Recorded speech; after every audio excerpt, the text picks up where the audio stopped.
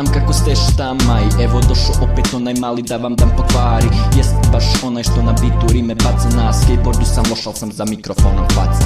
Baš u planu nemam da se karam sa elitom, ali elitu karam te bre sa rimom i sa kitom. Baš su stručni u pisanju, vide se kroz tekstove. Ja književnost imao 3, opet razvaljujem versove. Jer ne pišem znanjem, te rime srce sklapa. Na pamet mi ništa ne pada jer je na glavi kapa.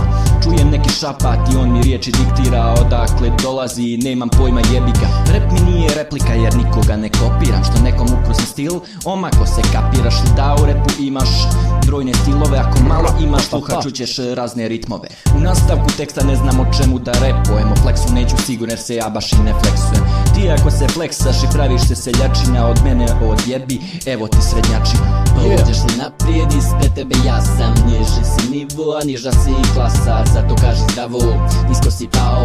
Karijera vam je preminula, baš mi je žao. Objasnit ću ti kratko zašto je kondom bitan, jer ako grešku napraviš, pratite život čitam. Objasnit ću ti sine kako sam za kondom čuo. Priča sada slijedi na čulji uo. Guma glavu čuva, to sam čuo od mog kuma. I te su riječi nekako došle do mog uma. I bez dalje priče ja ne mogu kondom nosit rateks, jer mi posle 7 dana prangija smrdi na lateks. I džaba ga perem i umačem u rakiju. Ne mogu od tog mirisa da oslobodim prangiju, ali ipak ih nosim jer djecu ne želim, a da vadim ne znam jer sam prenapaljeni debil.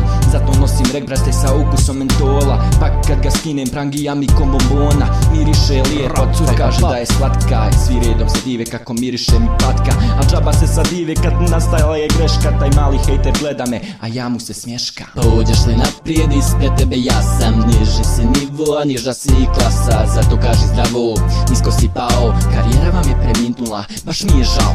Pođeš li naprijed, ispred tebe ja sam. Niži si nivo, a niža si klasa. Zato kaži zdravo, nisko si pao. Karijera vam je preminula, baš mi je žao.